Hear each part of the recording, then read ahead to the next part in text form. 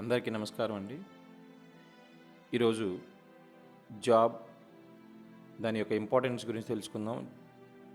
అలాగే కొత్తగా ఒక జాబ్లో కొలువు తీరాలంటే, లేదంటే ఒక జాబ్లో మనం విజయం సాధించాలంటే ఎలాంటి ప్రణాళిక మనం సిద్ధం చేసుకోవాలనే దాని గురించి ఈరోజు మనం మాట్లాడుకుందాం.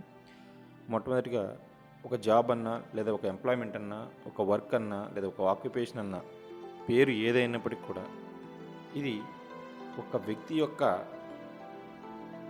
వ్యక్తి సొసైటీలో అతని స్థానాన్ని చెప్పేదండి.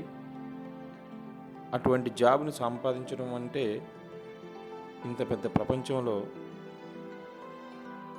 కృషి, నేర్పు, పట్టుదల ఇలాంటి చాలా విషయాలకి అవగాహన ఉండాలండి. పట్టు ఉండాలి ముందు. సో అలాంటి జాబ్ను మనం సాధించాలంటే దానికి ఎలాంటి ప్రిపరేషన్ అవసరం, ఆ ప్రిపరేషన్ చేసే టైంలో మనం ఏ ఏ నియమ నిబంధనలు పాటించాలి, లేదా మన ప్రణాళిక ఎలా ఉంటే కానీ మనం ఈ అద్భుత పోటీ ప్రపంచంలో విజయం సాధిస్తాం ఈరోజు మనం మాట్లాడుకుందాం. ముందుగా నేను నా యొక్క పర్సనల్ ఎక్స్పీరియన్స్ని కానీ, నాకు తెలిసిన విషయ పరిజ్ఞానాన్ని కానీ ఉపయోగించి PPP అనే పద్ధతిని పాటిస్తే కనుక ప్రతి వ్యక్తి వాళ్ళకున్నటువంటి నాలెడ్జ్ ప్రకారం, వాళ్ళకున్నటువంటి టాలెంట్ ప్రకారం అట్లీస్ట్ ఎంతో కొంత విజయం సాధించడం కోసం, లేదా విజయ తీరాలకు మాత్రం చేరువవుతారని నేను చాలా ఖచ్చితంగా చెప్పగలుగుతాను. ఈ PPP అనే టెక్నిక్ ఏంటంటే, ఫస్ట్ ప్రీ ప్లాన్. అంటే మీరు ఏ పని చేసినా ముందు ప్రీ ప్లాన్ చేసుకోండి. ఫర్ ఎగ్జాంపుల్, మనం ఎగ్జామ్స్ తీసుకుంటే ఏ కాంపిటేటివ్ ఎగ్జామ్ అయినా, అసలు పోటీ పరీక్షలు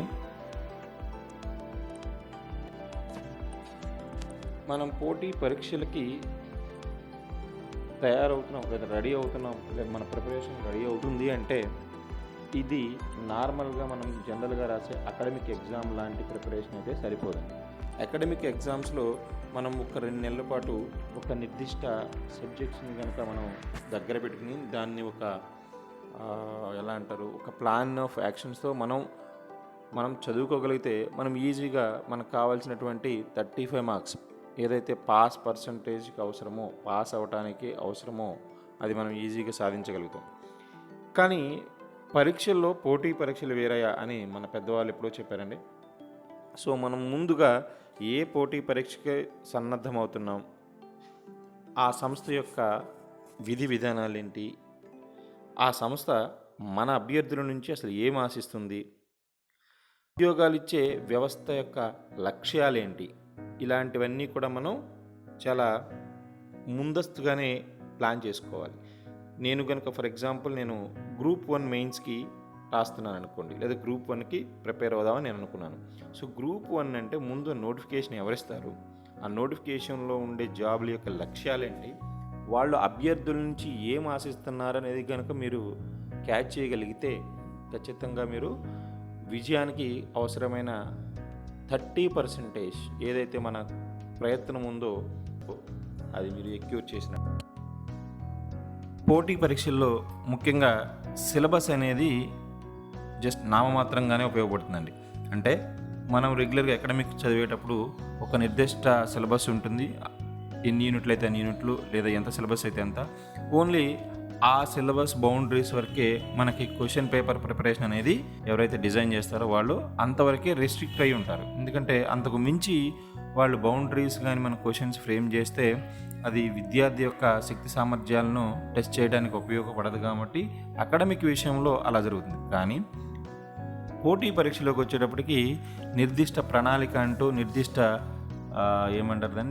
సిలబస్ అంటూ ఏమీ ఉండదు. ఆ సిలబస్లో ఉన్నంత వరకే క్వశ్చన్స్ ఫ్రేమ్ చేయాలి అనేటువంటి ఒక పాయింట్ అయితే రైజ్ అవుతుంది.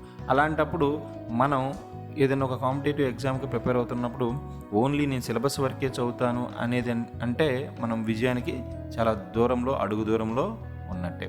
ఇలాంటి సందర్భంలో నేనేమంటానంటే ప్రీ ప్రిపరేషన్ అంటే మనం ఏ జాబ్కి అప్లికేషన్ పెడుతున్నాం, ఎలాంటి జాబ్లో మన యొక్క టార్గెట్ని మనం ఫిక్స్ చేసుకున్నాం అనేది ముందుగానే మీరు ఐడెంటిఫై చేయగలిగి దాంట్లో ఉన్న సిలబస్ ఏంటి, దానికి బౌండరీస్ ఎలా ఉంటాయి, అంటే దాని నుంచి ఎలాంటి క్వశ్చన్స్ మనం ఫ్రేమ్ చేసి అడగడానికి వీలుంటుంది, ఇలాంటి విషయాలని కూడా మీరు ఒక ఐడియాతో నిర్దిష్ట ప్రణాళిక ఖచ్చితంగా మీరు అటువంటి విషయంలో విజయం సాధిస్తారు. రెండో పీక్ వస్తే ప్రోగ్రెస్ అంటే మన యొక్క ప్రణాళిక. మనం ఇంతకుముందు వరకు ఏం చేసాం, ప్రీ ప్లాన్ చేసుకున్నాం, దాన్ని ఒక ఎలాంటి సిలబస్ ఉంటుంది, దాన్ని ఏం చేయాలనేది ఒక రెడీ చేసుకున్నాం. కాబట్టి దాన్ని ఇప్పుడు ప్రోగ్రెస్ చేయాలి. అంటే నువ్వు అనుకున్న దాన్ని సిస్టమేటిక్గా తీసుకువెళ్ళడానికి కావాల్సినటువంటి వనరులన్నీ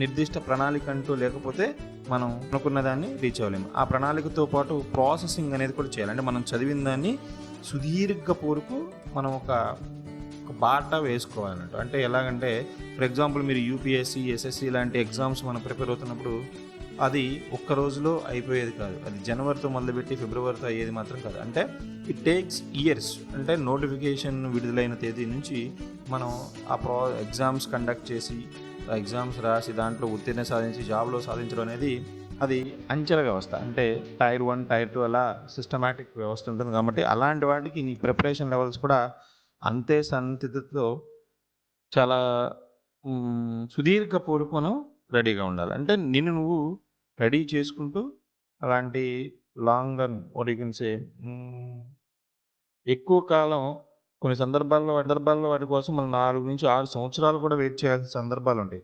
అలాంటి సందర్భాల్లో కూడా మనం ఎంతో ఓపికగా నీ ప్రాసెస్ అనేది, అంటే నీ జాబితం అనేది ఆపకుండా అలా కంటిన్యూస్గా వెళ్తుంది. ఇక మూడో పి ఏంటంటే ప్లాన్ బి అని.